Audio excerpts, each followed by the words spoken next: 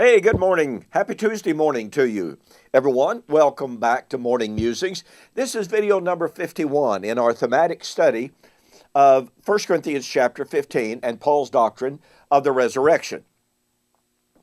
Paul said, "Then comes the end when he shall deliver the kingdom to the Father. For he must reign until he has put all things under his feet. Then shall the Son also be subject to the one who put all things under him." Now, we are told by many commentators that when Christ comes, he no longer reigns. In my formal public debate with David Hester in July of 2016, Dr. Hester said, well, if Preston is right, and if Jesus came in AD 70, he is no longer ruling or reigning. And he appealed directly to 1 Corinthians chapter 15.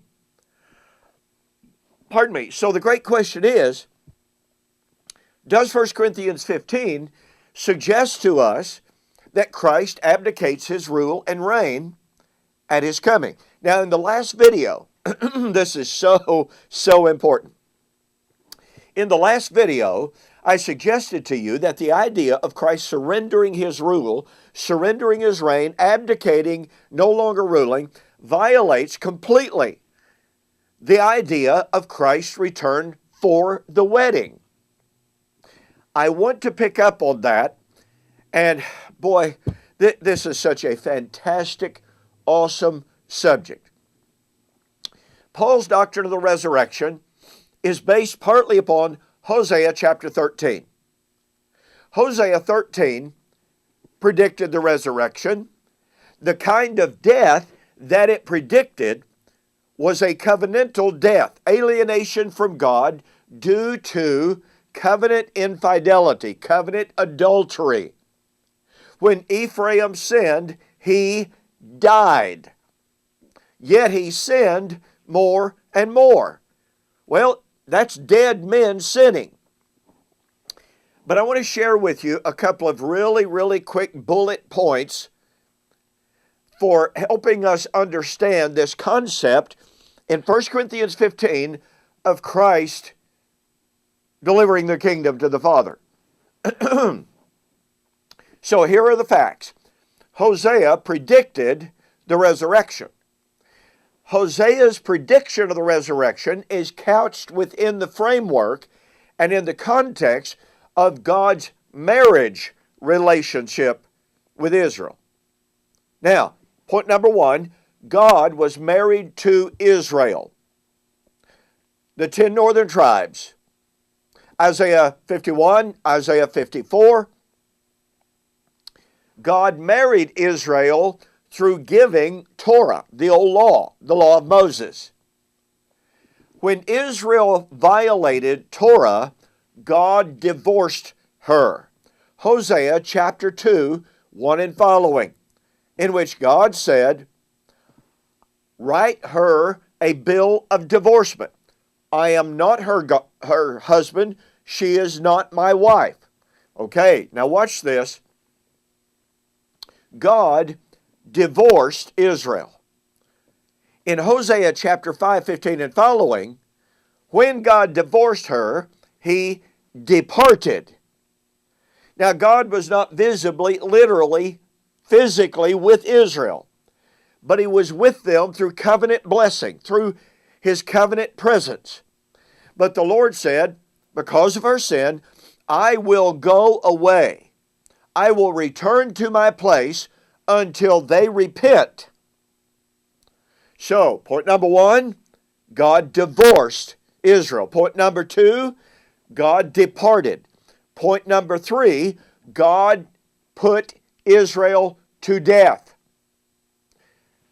I will tear them as a young lion, as a young beast tears its prey. I will destroy them, and none shall heal. Hosea chapter 5, 15 and 16.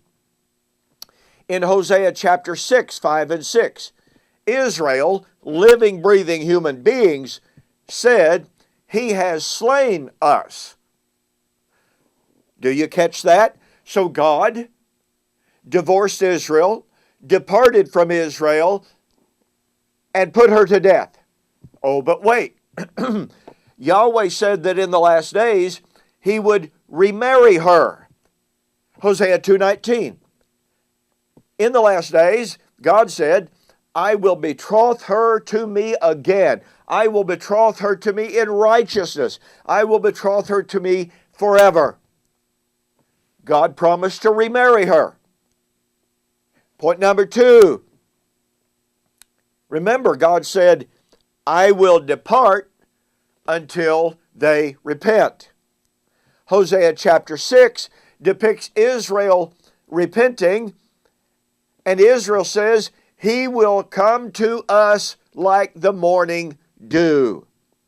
Well, folks, if the coming or if the departing was not literal, visible, and physical, then the return was not literal, visible, and physical. But God said, I'm going to remarry you. I'm going to return to you.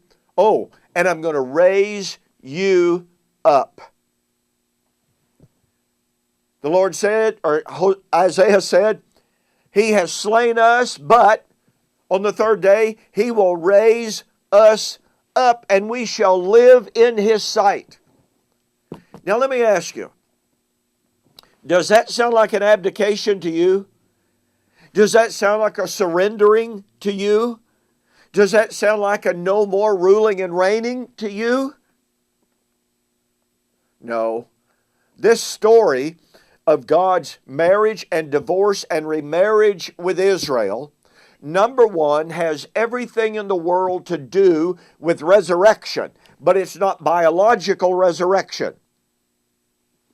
Point number 2, it absolutely falsifies the view that at His coming, Jesus was going to surrender the kingdom. No, at His coming, it would be to remarry Israel. Remember, God said, I'll remarry you. I will return to you. I will raise you from the dead.